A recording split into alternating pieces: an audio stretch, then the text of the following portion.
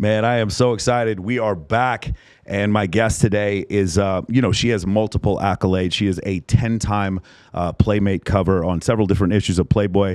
2015 CyberGirl of the Year. She's been in several Maxim events, and she has the distinction of being the human being I have interviewed on more red carpets than anyone in the entire world. It is Khloe Terae. Khloe, how you doing? I'm so good. I'm so happy to finally be here. Me too. I am really excited. Now, go into this 10 covers?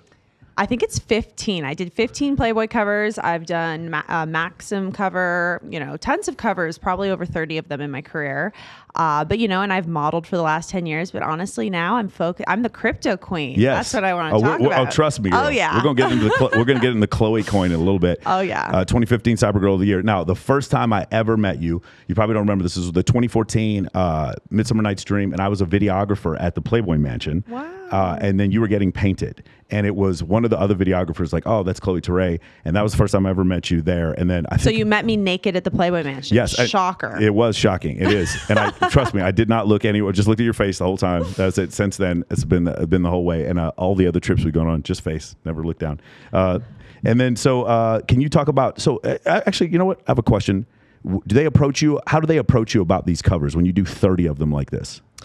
I mean, so I actually worked for, the way I started with Playboy was I actually worked for the Playboy Casino, and we're in Vegas, so that all correlates here. But I was 18 years old. I worked at the Playboy Casino in Cancun. I got offered the job, and I always wanted to be a bunny. And when I was there, they actually asked me to pose for the Mexican, edition of the magazine. So that was my first Playmate accolade.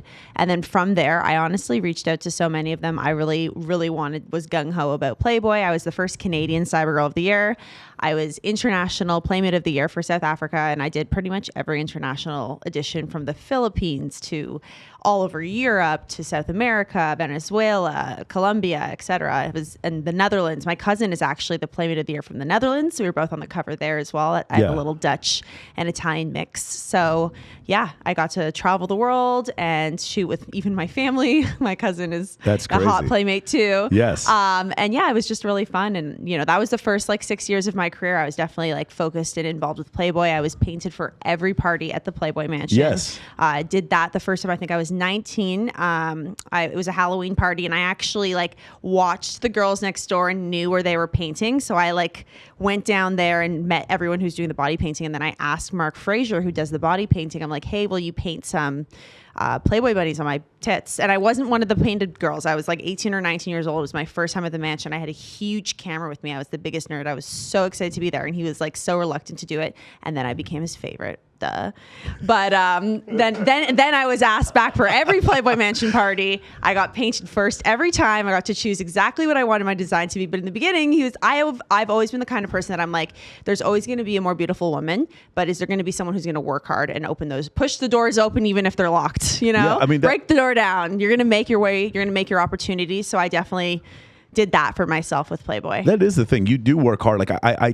Being on the other side of it, I can see there are a lot of pretty girls that just don't work hard and are extremely flaky and just sort of expect things to happen and then complain to me when they don't get the same opportunities that you get. Mm-hmm. And can you talk a little bit about that? Just the accountability that you have to have, mm-hmm. because you are competing with lots of other really attractive women. Of course, that's the name of the game. That is this industry. Being a model, there's always someone, not younger or more beautiful or what have you. But it's just about who's going to show up, who's going to get there, who's going to get the job done, and who's going to continually work on themselves in their career, So I feel like I've done a pretty good job of that in the last 10 years. I can't believe I'm 28. It's been 10 years since I first took my clothes off for Playboy, and 11 years since I've been emotionally unavailable. But yeah. No, I can attest to the emotionally unavailable. I know some of the dudes she's dated. That is the truth. All right. So actually, no one can kick higher than you, I don't think. No.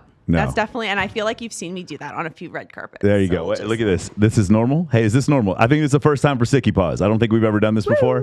I should be on a show in Vegas. That is a TikTok clip for sure. 100%. That's good. That is why I'm banned on TikTok.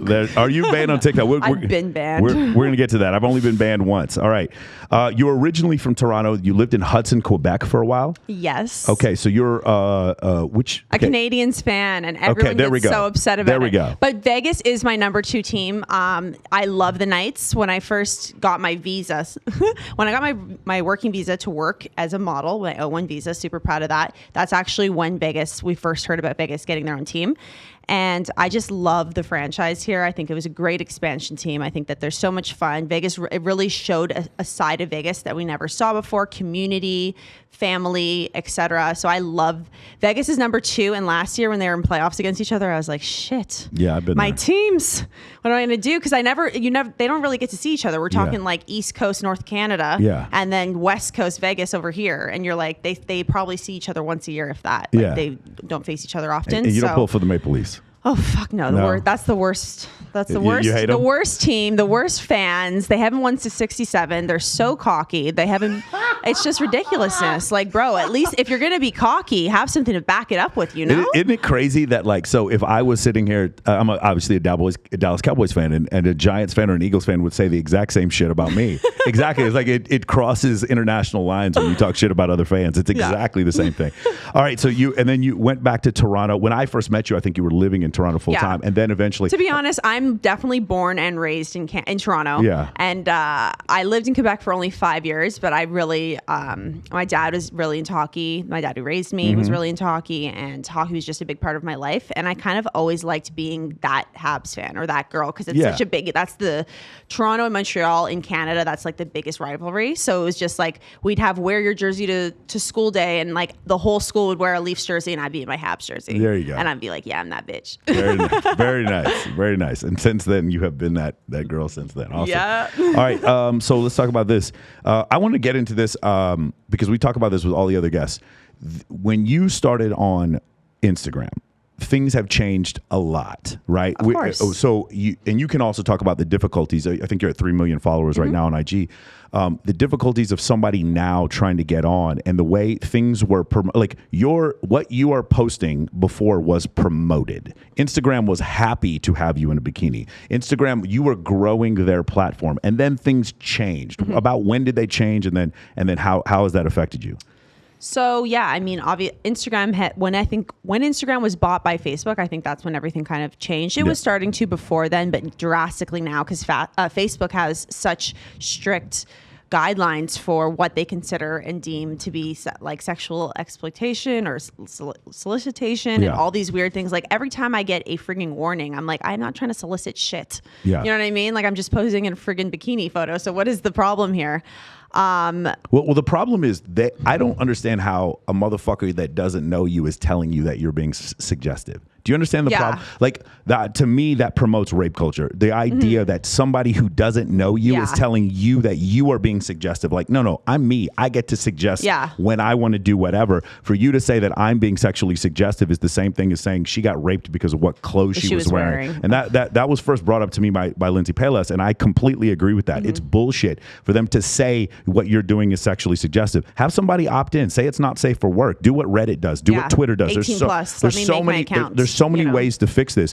But this idea that the First Amendment applies to everyone on their side of the aisle, but not anyone who wants to post whatever. I mean, I think that part is ridiculous because let's be fair. You know, you have 3 million followers. Part of the growth of that platform was because of what you were doing. Of course. I mean, my Instagram bio when I was 21 years old said I like to pose nude. I mean, I've definitely created a name in my brand for myself with being this. I am a nudist. I wear clothes to make other people feel comfortable.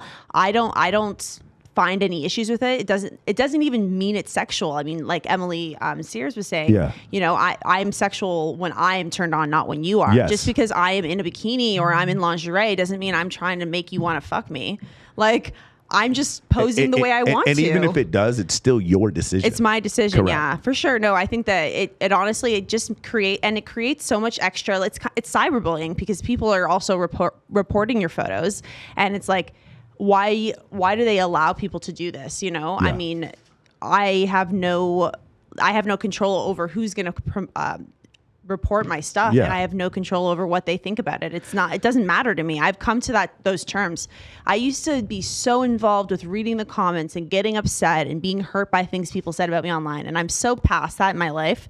But the fact that I have to worry about, well, who's working at Instagram or what robot do they have that's going to tell me that what I'm doing is not okay? Yeah. It's my body. It's my life. If anything, I wish that Instagram had a setting where I could be like, okay, it's an adult account, or it's it's not safe for work accounts. Let me not have anyone under the age of 18 following me, and let me post whatever the fuck I want. If I want to post my titties, let me post my goddamn titties. Here's another idea. How about when someone reports you for animal cruelty and there's no animals on your pics, or someone reports you for solicitation and there's no solicitation, or nudity when there's no nudity? How about their accounts get banned? Yes. How about when you false report somebody? Because the thing is, if I accuse you of theft and then all of a sudden it gets thrown out and it was a fraud, I go to jail. That's how the U.S. legal system works.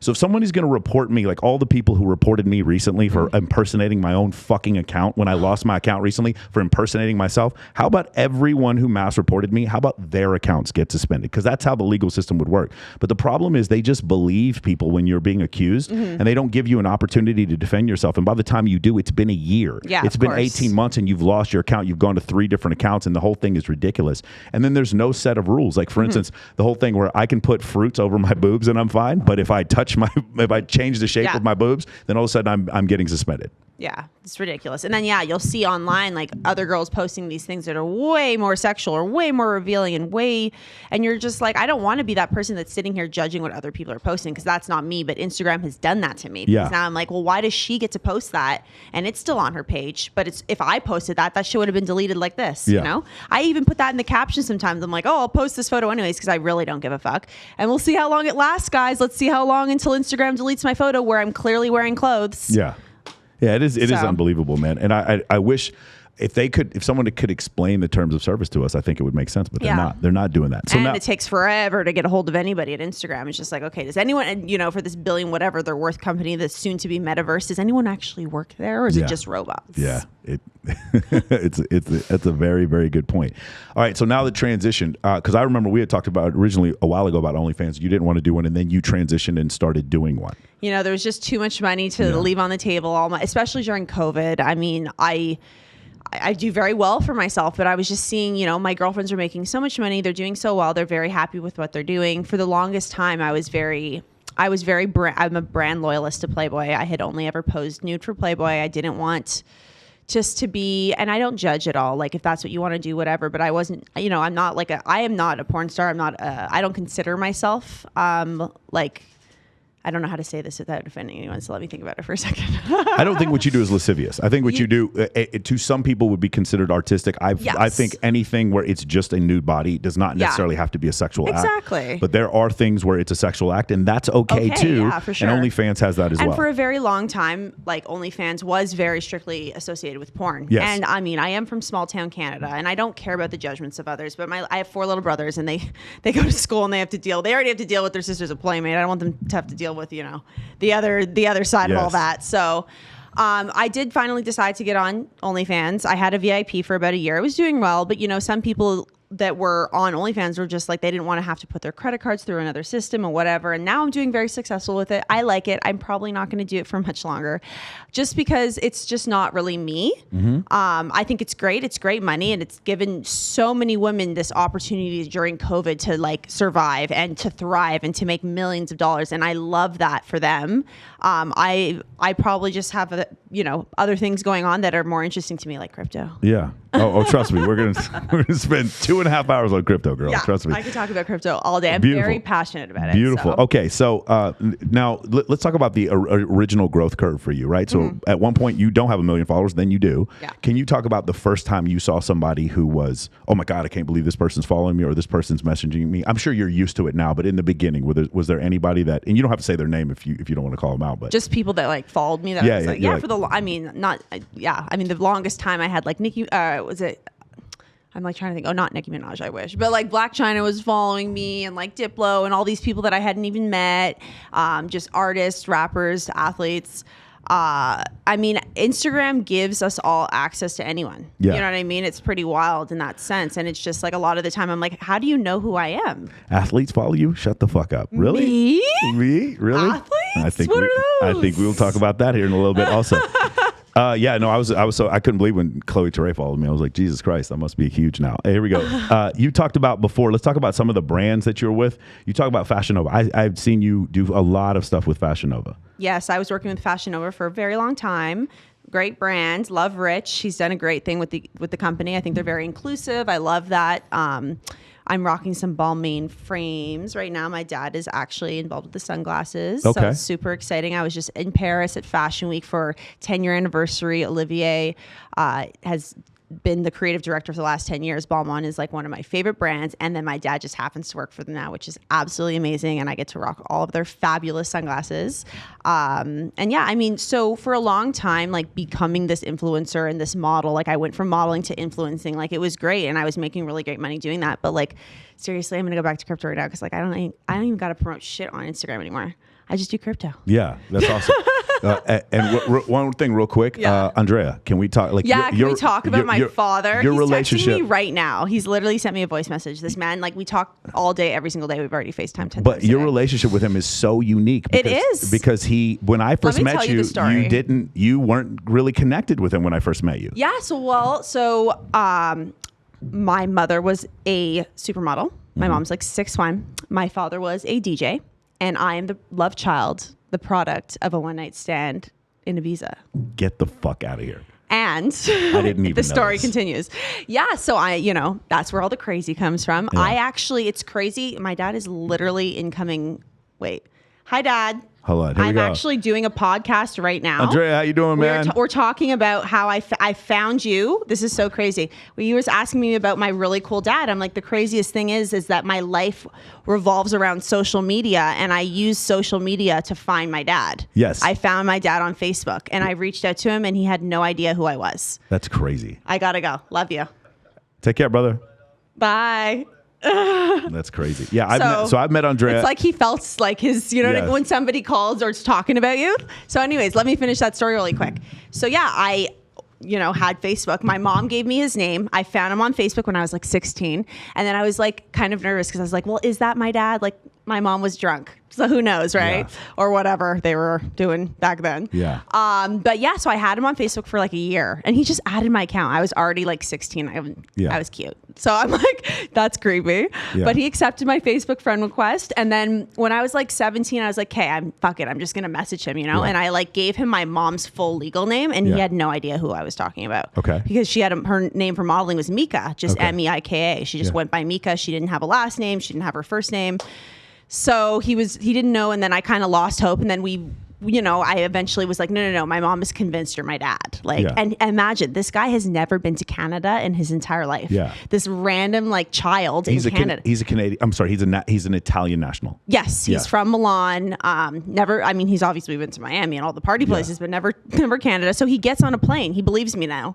He gets on a plane, comes to Toronto. We get the paternity test, and he's my dad. That is so incredible, man. Wilds, right? And it's funny because he had like a bunch of girlfriends. He hates me telling this part of the story, but he had all. So anyway, so he brings me back to Europe with him. We go to Spain. We go to Milan. I meet my nonna, my grandmother. I meet my family over in Europe. It's amazing. He's like very welcoming. I told him he owed me a birthday present and Christmas present for every single one that he missed. Yeah. I was a little bitchy back then. Shocker. So he did that. It was very sweet. And then I met a few of his girlfriends, and they all had gifts for me because he had multiple girlfriends at the time. And I was already like, what is this? My dad is literally like a good looking young Hugh Hefner. What's going on over here? So that's the thing. I've been out to party with your dad, and you can't. Like, I'm 44. Your dad is not that much older than me. No, he's Yeah. like 51 now. That's crazy. Yeah. We've been out. So how did he end up? Like, he was in the LA scene. Yes. What was going on there? So that's like the coolest part about all of this is that like, my dad moved to LA 10 years ago, and then it became really easy for me to transition there because my mom was like, well, he owes it to you for like to go live. So I lived with my dad. My dad and I lived together until like 3 years ago. He moved to Miami, but my dad is just like this rock and roll. He was a DJ. Now he does sunglasses. He's like connected. He knows people everywhere. Like I go to Ibiza and I'm not Khloe Terae. I'm Andrea's daughter. That is crazy. It's pretty wild. Yeah, dude, I party with your dad. He is way cooler than me. Your dad is he's cooler than me. Your dad honestly. is who I want to be when I'm 51 years old. He's way cooler than me. But and it's crazy because we are so much alike, and we have so many, even just like the way we talk, our habits. Like it's so crazy how you're not like I wasn't raised with him at all, and I didn't know him growing up. And then when we met, we were like we're the same person. Mm-hmm. It's just like I grew up, and my I don't look like my mom, and my mom got me remarried, and her husband is amazing. He adopted me. That's who I called dad my whole childhood. All my little brothers, they're like, very Canadian, very, just very Canadian, and I knew there was like another side of me that I didn't understand. And it was just so nice to like have this connection with him, and you're inseparable. Have you tried learning Italian? A little. Yeah. He wants me to. It's tough. Yeah.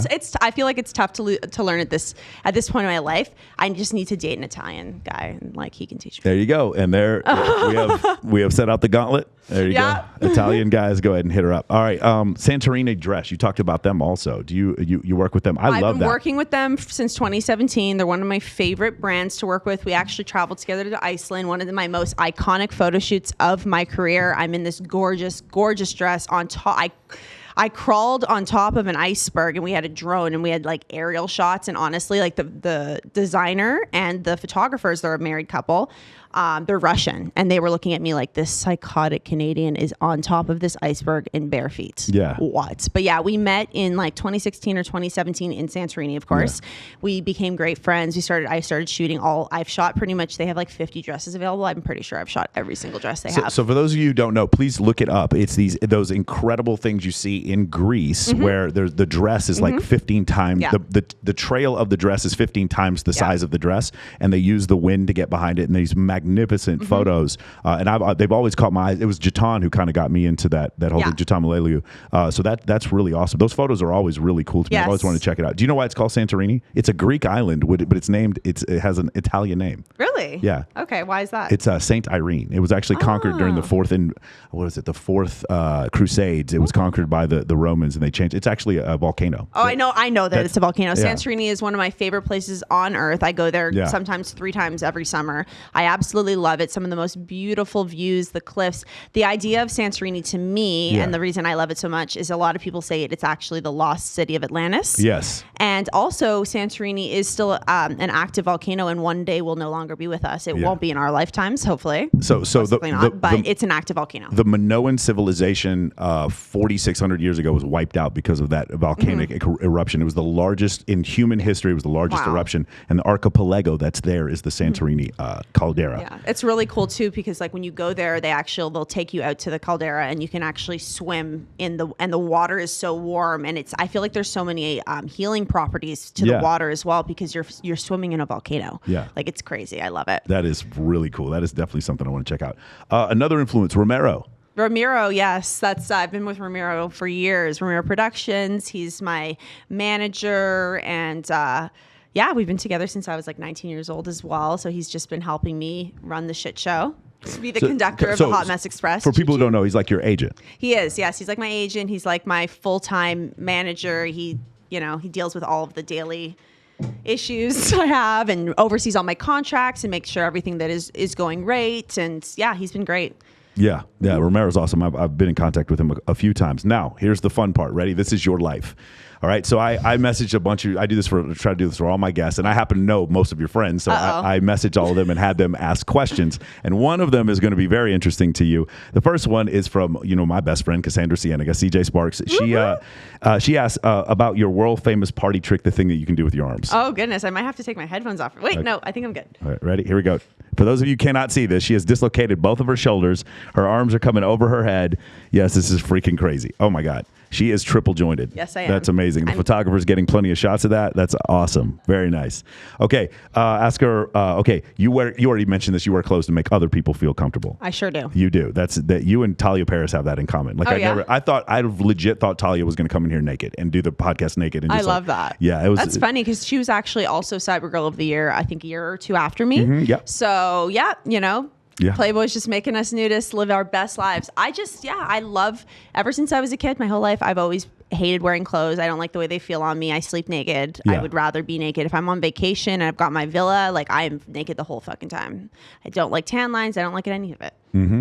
I want to be free. Yes, I can attest. That is true. And then also, here's a funny one. It kind of on the nose here. How many boob jobs have you had? That's what CJ also wanted to know. CJ. Okay, there's a funny story behind this too. So I've had 3 so far. And what I would always say is I'm like, the 3 bears. She goes and there's, The Goldilocks, because Goldilocks. So first I went too little, then I went too big, and now I'm just right. But I'm not just right, because I'm actually having my boobs done tomorrow. Yes, you by are. Chris Corsandi, Doc Vegas. He's the absolute best. I've actually been, working with him for 6-7 years now. We've always done non-invasive procedures. He's an amazing doctor. I've actually had my girlfriends from Canada fly in. He's done surgery on tons of my friends, mommy makeovers, to boob jobs, to BBLs, to like all sorts of stuff. But I never really had anything I wanted to get done, And then my implants were recalled because I got them done in Africa. Whole story for another day. Yes. But I'm super excited. I'm actually going a little smaller, which is crazy because, I'm definitely known for my big titty committee, and I'm still going to have big tits. They're just not going to be as big. Okay. And the funny thing is you are doing that tomorrow. Tomorrow at noon. You were doing that tomorrow at noon. So here, what a crazy idea that we had a question here from Dr. Corsandi. Dr. Corsandi wanted to know, if you had a choice between finding your soulmate or spectacular wealth, what would you choose? I already have spectacular wealth. Okay. So you just want But- soulmate. In a vacuum, which would you rather have? It's yes or no. Spectacular wealth or my actual soulmate? Yeah. I think my soulmate. You'd rather find your soulmate. Okay. And then also, Khloé, you wanted to know, would you ever have your boyfriend's face tattooed? Wait, oh, no, hold on a second. It goes, ask Khloé tomorrow if she would ever get a boyfriend's face tattooed on their back. So I think what she's asking is your face on his back. Would that be fine? Honestly, I'm not into tattoos. My mom and dad are fully tatted. I'm not into it at all. I think it's really weird when people get, especially a significant other, like, okay, like maybe if it's your mom, or somebody's passed away, or it's your child. Like my dad has my little sister's name, and I think he has like a K or a heart, something for me, but that's okay. But like a significant other, like, fuck, man, no. No dude's getting tattooed on your back. I would never tattoo anything on me. You don't put you're not putting a bumper sticker on a Rolls Royce, bitch. I'm a Rolls Royce, and we're not doing any of that. So no, the answer is no. And I would find it creepy if a guy did that. Yeah. To me, if I was dating a guy and I came home and he's like, "Look, your face," I'd be like, "Holy shit!" I want to wake up in the morning and feel like myself. Yeah, like Khloé feels about. I don't herself. want you to. That would make me feel awesome. You That's do not weird. put bumper stickers on a Bentley. That is correct. All right, here we go. The next one is, how old were you when you went to hedonism? That's CJ also wanted to know that. She knows. So yeah. I am the youngest person ever to go to hedonism because my family's crazy. But my mom's best friend Jane got married there, and I was a flower girl at the wedding, and they got like special permission for me to go to hedonism at 5 years old. 5 years old? I was 5. I can't remember if I was 5 or 6, but. So this is hedonism 1. This is 23 years ago. Yes. Holy shit. Yeah. Okay. I thought this was going to be a weird thing where you snuck in when you were 17 or something. Oh, no. I'm 5. They're like, no kids allowed. I'm like, haha. Oh my God, that's crazy. I did not know that story. Yep. Another Canadian wants to ask you some questions. Miss Holly Barker wanted to know, your world travels, what's the best place for food, family, parties, photo shops, and where do you feel the most at home? So I feel the most at home in Greece. Okay. I go back there all the time. Honestly, I would say I also love Greece for the food. Mm-hmm. I am a carnivore. I eat red meat all the time. In Greece, I could be a pescatarian. And I don't like seafood typically. The seafood there is so fresh and so good, and to everything. I love Greek food so much. I love Greek culture. I love the country. I love everything all about it. And I feel most at home there because I go there by myself. I have model friends that live there. I have makeup artist friends that live there. I have tons of photographers I know that live there. I have like friends now who own hotels. Even some of my Canadian friends are the nicest. Saint Santorini, Nick owns that. I just have so many friends in Greece that I don't even need to go with people because I know everyone there. So that would definitely be a home place for me. The most beautiful place I've ever traveled to is Seychelles. That's in Africa. Wow. It is so remote, so hard to get there. There's only 2 hotels. The rest of the island is only the natives that live there are there. No pollution. The water was so beautiful. It was paddle boarding, and you can like look into the ocean, and it's like the sand felt like flour. The fish were all metallic. Like it's not real. The same thing with Iceland. I felt like Iceland was Mars. I feel like I've been to Mars because I've been to Iceland. I went with Santorini Dress. We took Iceland Dress, but we went with them and we covered the entire country in 6 days. The Blue Lagoon, I shot on top of the icebergs. Like it was just such a cool, different experience. Like it really feels like you're not on Earth anymore. So I love that. I've been to 60 countries. My goal was to get to 100 by 30. Mm-hmm. Obviously, COVID has slowed me down a bit, but 2022, I'm ready to get back out there and travel the world. So I think there's a lot more for me to discover. I'm not sure what would be good for family because I don't have a family yet, but I've been traveling a lot with my little sister who is 7, and she's actually a big model now too. She just did a campaign for Giorgio Armani, Plug to Live, but we've been going all over Europe and stuff. So I don't know. I think my little sister was in Mykonos with me this summer. Like, you can make it family friendly wherever you're at. Yes. It's just like, then the kids go to bed. Then the kids go to bed, and then get a sitter and go party. Then you may or may not have been naked at an STK in Ibiza one time. Me? Yes, listen, I just saw the video. I wasn't Weren't actually you there? No, I got there the next day. Oh, okay. Yeah, and I saw the I'm video. like, you came to STK with us in London. You may or may not have been wearing panties or something like that. I Oh can't yeah. remember. What is? Yeah. I mean, I only honestly, like, it's crazy because I've just classed it up so much in the last couple of years. I only started wearing underwear probably at 26 years old. Hey, shout out to underwear. Right? That's awesome. It's a new, We're gonna start wearing underwear now. Beautiful. Hey, so we got that. Another incredible blonde, Miss Anya Benton wants to know, how many Pomeranians do you think you will eventually have in the Khloé Pom army? Oh yeah, there's literally, I love Paris Hilton, and I love how she has like this house outside her. It's her house. I think it's like a mini version of her house, and it's her dog house. Like, it's dedicated to her dogs. And like, honestly, when I have a big ass house with a big yard, there will be a Pomeranian mansion out there. And I don't know, but I know the next dog is going to be a Pomsky, and I'm so excited. And my assistant's looking over there because she's shaking her head because she's going to be the one who takes care of it most of the time when I'm traveling. But for now, I have my Snowball. He's in Canada right now with my family. And then my little Yuki, who is a world traveler as well. He absolutely loves it. He came to Europe with me all summer. I don't give him any. Everyone always asks me, they're like, do you give him something for the flights? Do you give him something so he acts like this? Like, this dog is like the king of Mykonos. He went to every pool party, every day club. The owner of Cavotago was like, this is now our mascot. Yuki is the mascot of Cavotago, the most followed hotel on earth. My dog is the mascot of. That's incredible, man. This is like brand deals, like ideas for brand deals are just popping up everywhere. Right. All right. If you were to live on a desert island, Anya also wants to know, if you were to live on a desert island, what 3 things would you bring with you?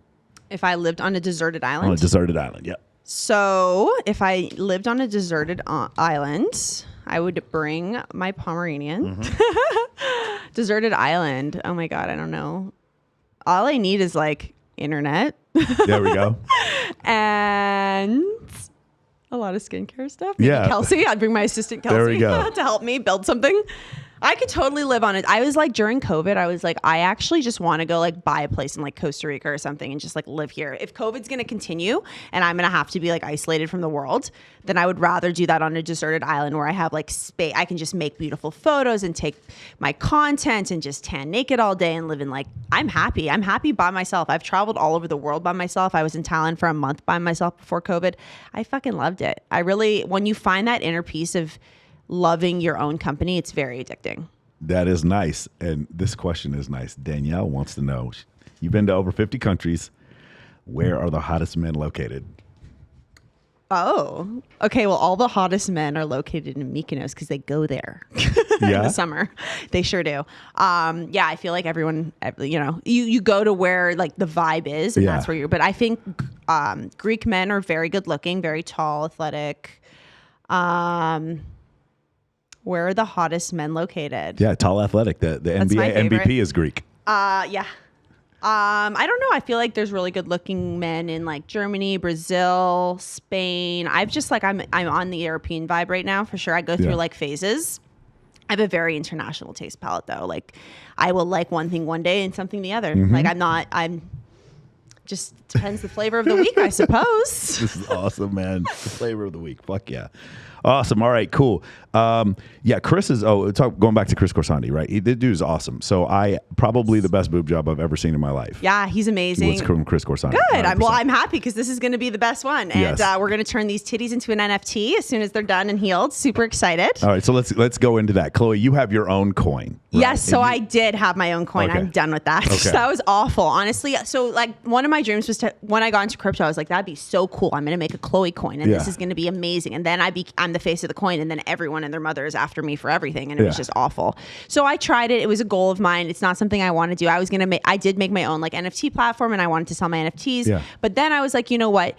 it's kind of better to not put it all out there like that. And instead, so I'm working with this company called Taboo. And so I'm doing what I was doing with Khloe Coin, but I've just like merged it into this, which is better because like then it's an umbrella and we can have all of these models have their NFTs and so we've just did a shoot recently with some of your favorites, the ones who are asking these questions. We got Holly Barker, we've got CJ, we've got Allie Mason, we had Bree and myself and Jenny Summers as well. And we are all, that was the first Taboo photo shoot. We actually did a billboard downtown on Sunset Boulevard. We're actually going to do one in Vegas next. Is it the 138 one? 138 Water shot it for Taboo for me, which is the crypto company I'm super like all in on. Obviously, I could sit here and talk crypto all day. During COVID, I was bored. Just started doing OnlyFans. I was just like, whatever. There's nothing to do. I love Elon Musk. I've always loved him. And I follow him on Twitter. And he was tweeting about Doge this, Doge this. Yeah. And I'm like, whatever. I downloaded Robinhood. And I was like, let me just put $1,000 in Doge. 6 months later, it's like 60 grand. What the fuck is crypto? Yeah. Right? Like what? How did this happen? I forgot about it. I didn't check on it. And then I saw people on Twitter like, Doge. And I'm like, holy shit. Well, I didn't sell and it crashed a bit. But it was definitely a great learning experience for me and it got me hooked. Yeah, so then I was like, okay, I want to learn more about what this crypto space is and what this is. So now I'm like obsessed and it's so much fun. And it is. Yeah, I've learned so much in the last 6 months and it's just like it's taken over my life, but I'm really passionate about it and I constantly want to continue learning. And I think the NFT space I'm very new into it. I've just started designing my NFTs. I've definitely got a lot more to learn.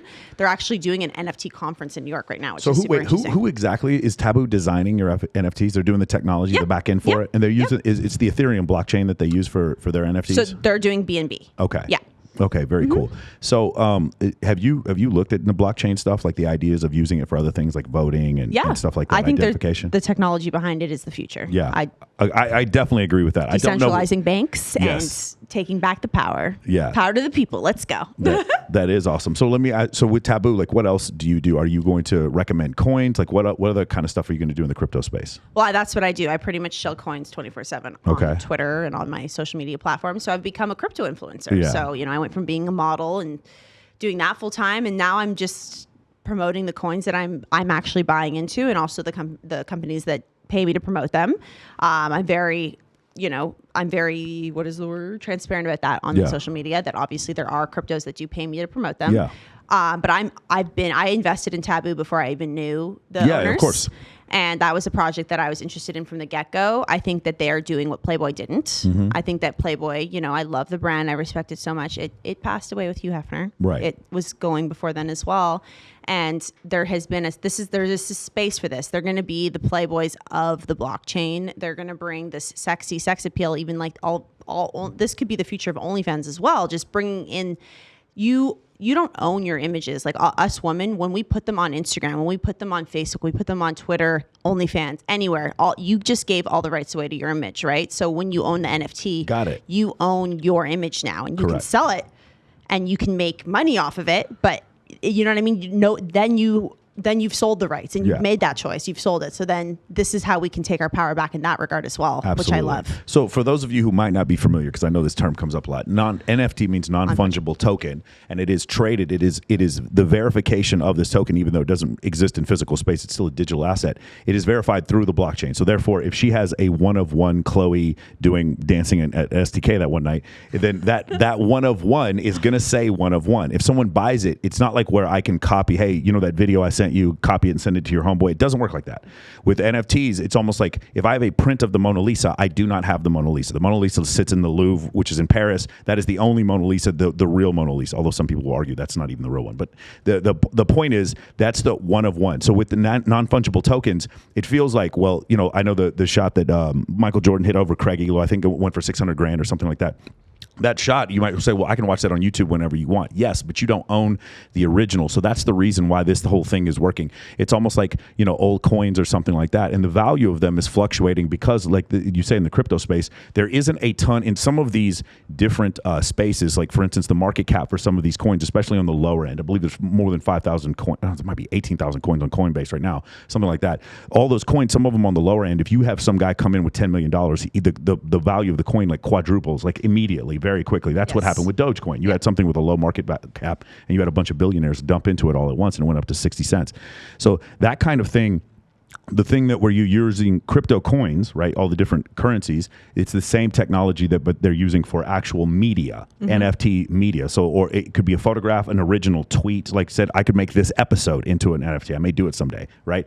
Stuff like that would turn into an NFT. What NFTs are you creating, and what is your plan in that space? So I've already created 10, okay. And I have an amazing graphic designer behind them, and I really love that they're all one of ones for now.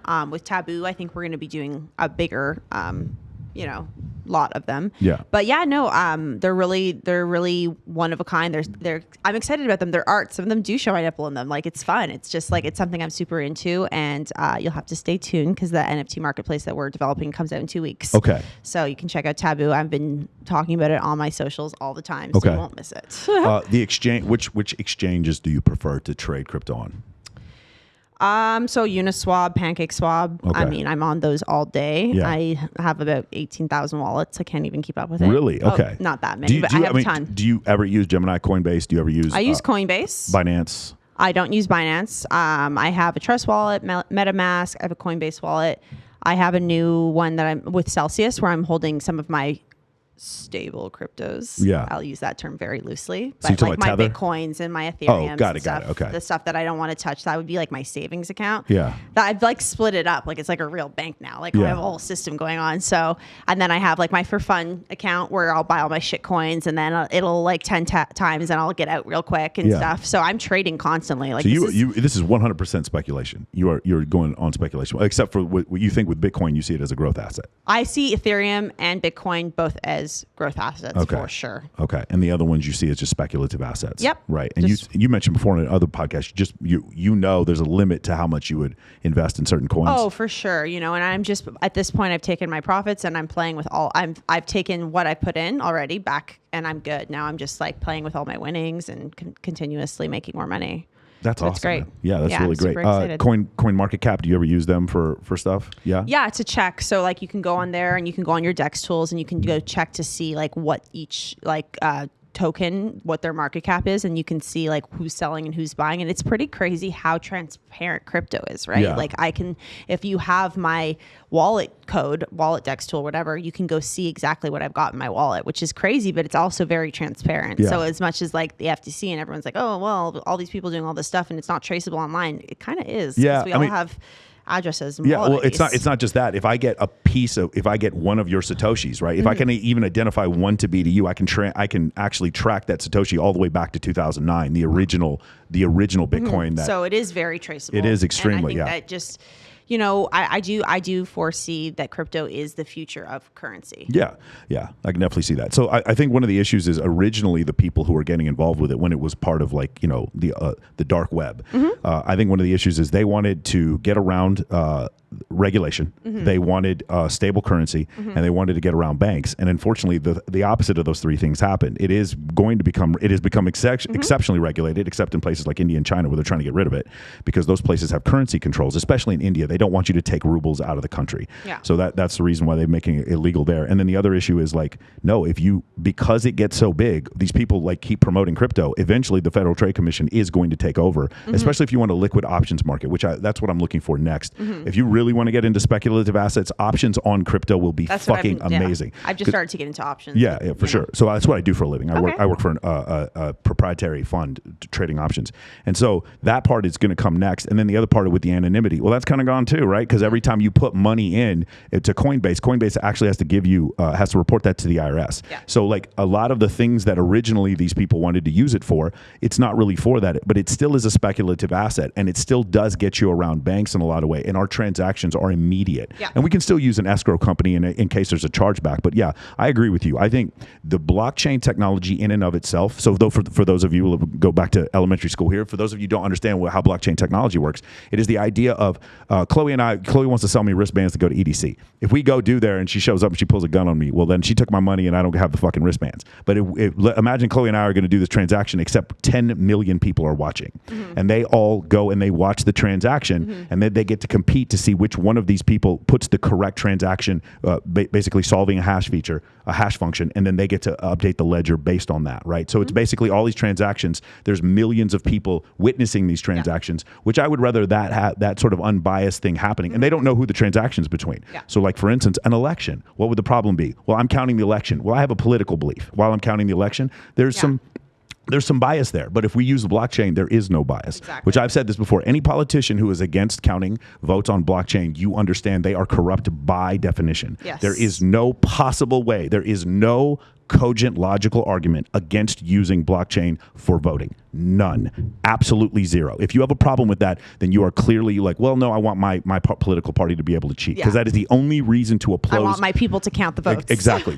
There is no possible reason to be against blockchain as far as voting is concerned, or other transactions, because the idea of it is genius. The idea of when Satoshi came out with the idea of cryptocurrency, the idea was not for it to become this crazy speculative asset. The idea was to have a secure way to do transactions and to go around banks that were basically, ripping us off. And so, and that ethos of it still exists, which is what the thing I love about blockchain. Now, here's the crazy thing, right? If you had invested, when the Wright brothers first invented the first airplane back at the beginning of last century, if you had invested in airlines back then, you would have lost money, because most of those airlines were competing with each other. And the same thing with crypto. They can't all succeed. Of course. But, when there's 5,000 coins, and like, you understand, Khloe and I right now could take 2 months, learn how to program and, whatever code, and we can make our own coin. Like, right now. Or maybe not even 2 months, maybe 2 weeks we could learn how to do it. We could do it in a week. There's no barrier to entry, right? So that also makes it a little bit difficult, but it is a very interesting space. I do agree with you. It's the future. The idea of having multiple nodes makes you confirm transactions is the most genius part of it. And I think that makes it really, really awesome. Is there anything new coming up with you and Taboo that you have going on? Well, are they a media company? Are they making videos and photos? Okay, so I didn't understand that. So we're launching our marketplace. We're super excited for that. When the marketplace comes out, that's when the NFTs are going to drop. We've already had a few preview ones, which I've been doing. And so we're just going to be like, it's going to be fun. I'm going to bring Michael, actually. We're going to be doing photo shoots all over the world. We're going to be shooting with all these models. We're going to, make it our own. And it's just going to be like taking our power back, owning the models all are in control of their own images. They're in control of their own NFTs. They'll be selling their own. This is a whole new way for women and models. We're going to own our image. And I'm super excited about that. For the longest time, like, either Playboy owned my image, or this person, this company, the photographer, anyone but me, Facebook, Instagram, whoever it was, but it was never me. And now I can own and sell my image myself. So let's talk about that. Let's go all the way back to that. So when everything from magazines that were bikini magazines or magazines that were nude, to gentlemen's clubs, to whatever, to nightclubs, it was always attractive women would come. The platform was controlled by other people, usually men, and the majority of the profits would generally go to those individuals. And as you said before, your images were not controlled by you. Now, in the last 5 years, we've had this revolution, if you will, between NFTs and OnlyFans, things like that, where you now you have, and even go back to Instagram. You, like, for instance, you don't have to audition with Wilhelmina models anymore to be a big model. Instagram chooses you. Oh, you're a big model now. Can you talk about the I guess what the anonymity or the actual ability for now you to take control? Well, and this goes back to the first thing we talked about how now it's back into the creator's hand. It's back into the model who wants to work the hardest, because now you have the platform and you have the opportunity. You have somewhere you can go and you can produce this content and you can become this person, but you have to put in the blood, sweat, and tears to get there. So I think that this is just an amazing opportunity. And I think there's so much the future is now. And it's so crazy because we're just living in this is such a transformative time that I feel like it's crazy. I feel like every single day when I'm on crypto and I'm learning about NFTs and I'm figuring all this out, it's like, I really feel like I'm living into the future. This is going to be a huge jump from before crypto to after crypto, to the future. Do you remember, have you ever heard of Moore's Law? Do you know what that is? No. So it's the idea that computing power will double every 18 months. Okay. And it goes up to a certain point because you eventually get to the point where the transistor is like the width of an electron and it doesn't work anymore. But the idea is like what you're saying before, when you think about the change from the time your parents met, right, until now, there were changes, pretty big changes in technology, mathematics, vaccines, and fucking, the internet. There were big changes, but when you go back 50 years before that, from like 1900 to 1950, there were big changes. But when you go back before that, change was slow, right? Humans lived 300,000 years in the wilderness, and then all of a sudden, out of nowhere, agricultural revolution 10,000 years later. And now things are happening so fast that the idea of artificial intelligence, we're like 2030, 2040. And now it's like, I don't know about 2030, man. We're talking about maybe 2023. We're going to have machines that are as smart as us. Oh, when we're going to get to Mars? We're going to get to Mars, 2045. Well, maybe 2035. Oh, maybe next month we're going to get to Mars, you know? And things are happening so fast because, like you said before, the government is not creating this currency, and the government is not going to create our way to Mars. The government is not going to create our lunar base either. It is individual private enterprise that's doing this. You mentioned Elon Musk before, right? Like let's go. It's funny when you think about people's primary driver emotion. In this case, this guy's primary driver emotion was not to make money. If you read his book, there were several times where he was like, I realized there was a greater than zero chance I was going to go bankrupt, because every time one of these rockets blew up, like 1/6 of my net worth just went up in smoke, and how many chances that he took. And now the future is going so fast. We heard about NFTs less than a year ago. Now we're all doing them. And you think about how crazy thing, and then you look at Facebook, which looked like this advanced metric to us, like this super advanced thing, and now looks like this big fucking battleship that can't even turn anymore. And they were having to change their name so that we don't notice. Yes, dude, we know you were fucking stealing from us. We understand. We understand why you're changing your name, buddy. And so this thing is happening so fast, and in our lifetime, can you imagine, like, what we're going to see in our own you and me may live to 200. Like, we don't know what they're going to change, right? What I'm saying, in the next couple years. Yeah. No, it's amazing. What a time to be alive. What a time to be alive. Okay, we're going to really change the subject here. Okay. I'm going to bring up some interesting statistics to you, and then you tell me what you think about these things. Ready? Okay. Tell me your name again. Kelsey, you can answer these questions too. Same thing with you, Corey. Ready? Carmen Electra was married to a certain basketball player. Do you guys remember who it was? Yep. It was Dennis Rodman. Does anyone know what position Dennis Rodman played in the NBA? Dennis Rodman was a power forward. Okay. Kim Kardashian, her first marriage was to Chris Humphries. Do you guys remember this? Nope. No, Chris. Oh, you don't remember? Shut up, girl. Does anyone know what position Chris Humphries played? Nope. He played power forward. Lamar Odom dated Khloé Kardashian. Does anyone know what position Lamar Odom played? I'm going to guess power forward. And Tristan Thompson, the next one when she had a baby with. Anyone want to guess what position he played? Probably power forward. That's a very interesting. Kendall Jenner dated a certain player for the Clippers who played for Detroit. Blake Griffin. Does anyone know what position he played? Power forward? Does this seem a little strange to you? Does this seem am I the only one who fucking notices this? That these celebrities are dating not basketball players, but they all played the same motherfucking position. Is this not crazy to anyone else? I have a crazy idea. Is this the highest paid position? No, it is not. What? It is not the highest paid position. No, it depends. It just depends. Like the high, because there's an NBA max in the salary cap. Okay, so yes, and by the way, LeBron James is a small forward. He is not a power forward. So he's not dating a celebrity. And so she is making my exact fucking point. That is my point exactly. Now, I'll say their names. I'm going to blank their names out.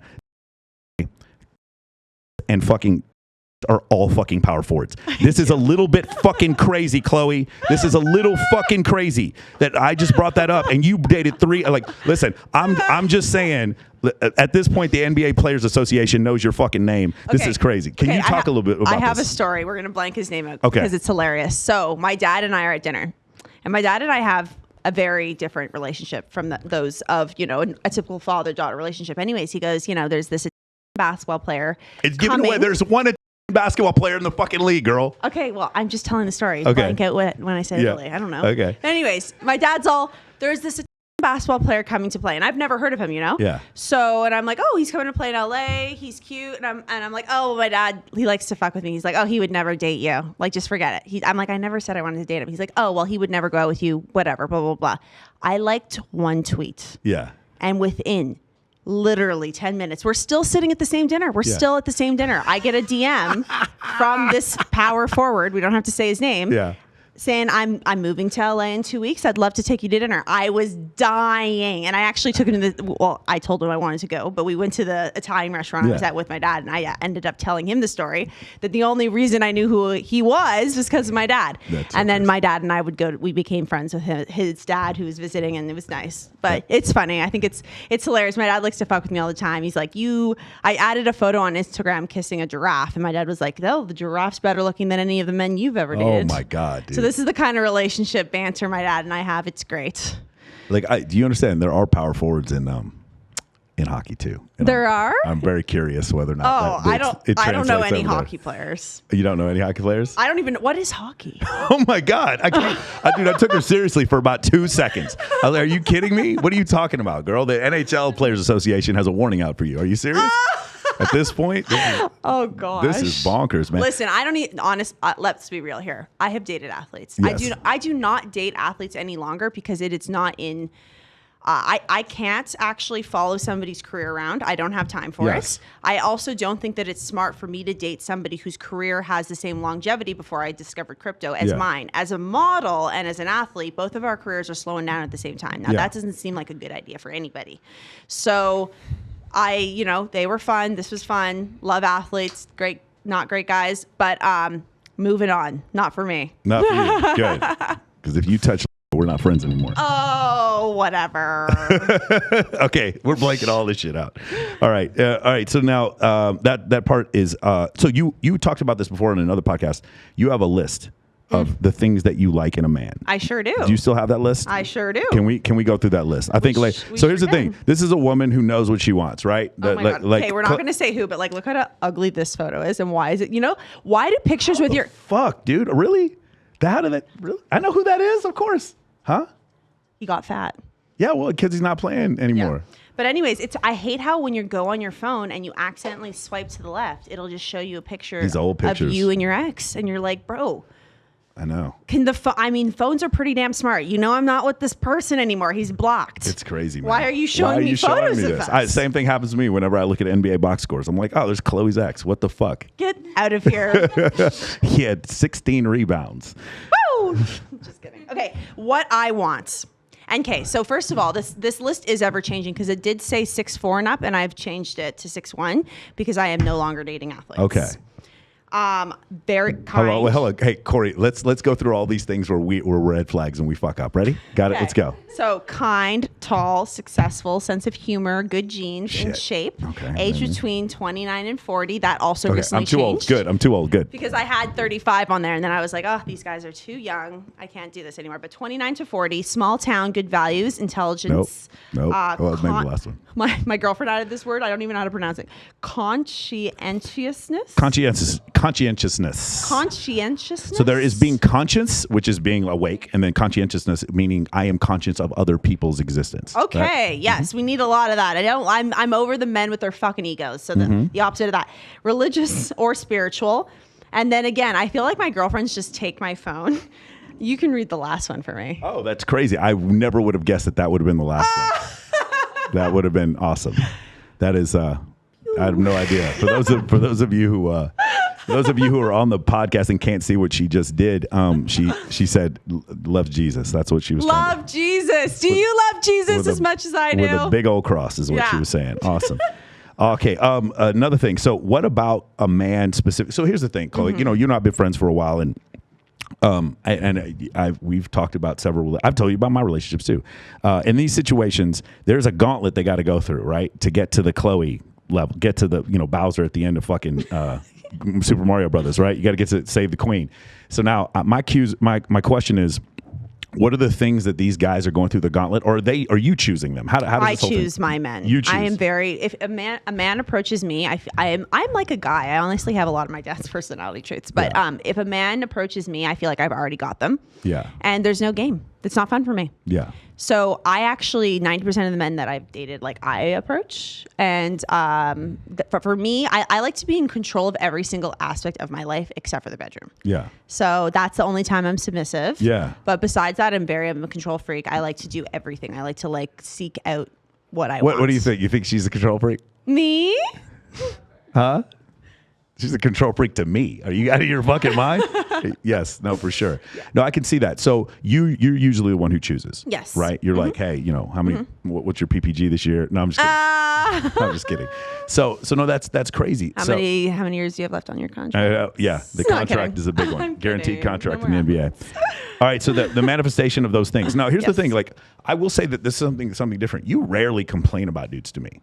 Like almost every one of my friends do. I feel like you take so much control. This is not really an issue, or you're just quick to move on. I am quick to move on. I would say that I've dated, but I haven't been in a relationship. I'm so busy. I don't have time for it. I don't have time for the games. I'm honestly like, I've been in a relationship with my career. So I don't let men affect my mental state or my happiness or my well-being, or like, I don't have time to complain about boys. Like, I mean, boys are toys. But you've noticed this before, right? With other women girls. are constantly, and I feel like, but you manifest that. So if you're constantly complaining and nagging about men, what do you think you're going to get? You're going to get more shitty guys that give you a reason to complain. I feel like you're a freight train, and the guys are a bullet train, and guys you just get to jump on, and if they're lucky, they got to hold on for fucking. Hold on. I'll say that every single guy I've ever been with has always come back. So there's that. I feel like that I'm not the problem. Every girl will say that. I am definitely not the problem here. Oh my God. They always come back. I know too much. I got to shut the fuck up. This is crazy, man. Oh my God. Okay. Another thing is really the reason why you and I are connected is because charity. Charity works. We do stuff with Babes in Toyland. You come to several of the other charity events that I do. And you know, the big one for you is Autism Speaks. Yes. Can you talk a little bit about that? Of course. So I'm actually very excited because on December 4th, I believe, Kelsey, was it December 4th? The Autism Speaks walk is finally coming back to LA. We haven't had one in almost 2 years because of COVID. My little brother James was diagnosed with autism when he was 5 years old. That is why we had to leave my small town of Hudson, Quebec, and go back to Toronto for therapy reasons. He has made me who I am. He's made me an accepting human, to understanding human. I would not change James for the world. Yeah. I would change the world for James. He is nonverbal. He's very high on the spectrum. You know, people stare, and it just taught me so much about like human relationships, and like how he's just so happy all the time. And it's actually very incredible and inspiring to see, like, James doesn't have bad days. His happiness and your capacity to love. Yes, exactly. So, you know, and for me, Autism Speaks is so important, and especially Autism Speaks, they're doing so much, but we don't know what causes autism. People say it's vaccines. People say it's this, it's that. We don't know if it's hereditary, if it's genetic, if it's the food we're eating, what's causing it. But what I do know is that when James was diagnosed, it was about 1 in every 500. Yeah. Today, it's about 1 in every 50. So if that isn't a fucking crisis, I don't know what is. Yeah. We need to figure out what causes it. What can we do to, you know, not necessarily prevent it, but yeah, I mean, it's also such a crazy large spectrum. You've got Asperger's, which Elon Musk actually came on national TV on Saturday Night Live. He was the first one to ever do it. He has Asperger's, which is great. That was so great for the autism community. But for somebody as high functioning as Elon Musk to somebody as unfortunately low functioning as my brother James, who is nonverbal, and we were told he would never speak. He does speak a few word sentences, but it's like, how does this umbrella work? Why is there so much in between? What causes it? Why don't we know? I mean, James is one of the smartest people I know, but he's not able to articulate it. Right. So there's so much room for, we have to find out what causes it. And that's why this is so important to me. So as far as the growth numbers, there are a lot of different theories about that. But one of them also is, and you just mentioned about the spectrum, like, we didn't know. I have a family member very close to me who I very highly suspect had Asperger's, but he wasn't diagnosed. The same thing with Elon.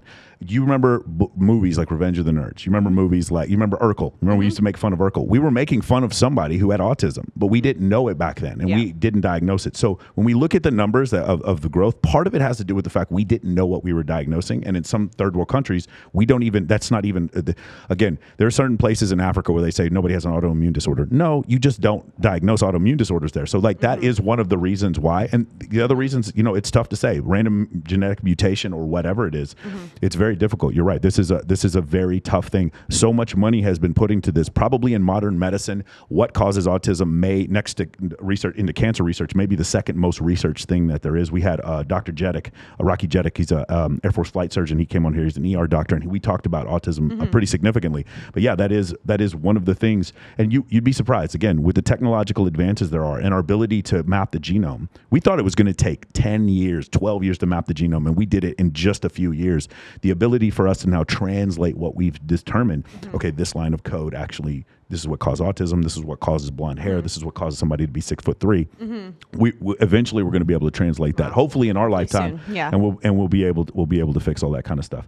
I ask every guest this. I'm going to ask you. I think I know. You may have the same answer I do. Do you think that monogamy is the natural state for Homo sapiens? Yes. You do? I do believe in Well, monogamy. okay. Were you shocked? I know you believe in monogamy. Yeah. I'm talking about the 110 billion humans who have ever lived on this planet. Do you believe it is the natural state for Homo sapiens to be monogamous? No, I don't believe it. You're right. So I think that our natural state would be to not be monogamous. Because, you know, before our brains were developed to the point they are now, I think that, you know, as an animal, I would definitely, and sometimes I am an animal, but yeah, I don't think that I would want to only be with one partner. Yeah. But in my life now and the way that our world is set up, I do eventually want to be married and faithful to my husband and have children. So that's in my future, but that is not my current definitely state. I believe monogamy is right for you. I'm just saying, like, the problem that where I see the difficulty happen is when people start believing, and like, listen, I go to church, I'm a religious human being, but the thing is, I do not believe this idea that I'm supposed to meet one person and stay with them forever. I'm like, the math doesn't work out, you know, for that. So that there's just been an issue, and I feel like when we do this thing where just like we objectify women and call them certain names because of the outfits we wear, we also look at men and we're like, oh, you didn't settle down, you're not a real man. Yeah. You're not, and I'm like, or why aren't you married by the age of 30? Oh, you're not a real man or a real woman. I feel like these judgments are just incredibly unfair. You think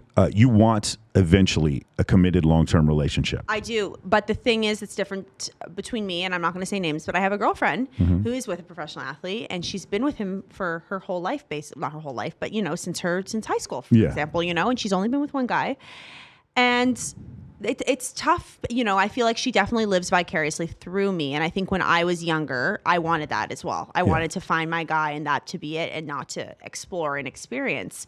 But I do think that, you know, some people meet their soulmate at a certain age and some people don't. And I do believe in a soulmate and I do believe in monogamy, but I feel like I have spent the last 10 years focused on myself, traveling the world, fucking whoever the fuck I want to, and doing whatever I want with my life and my career and my body.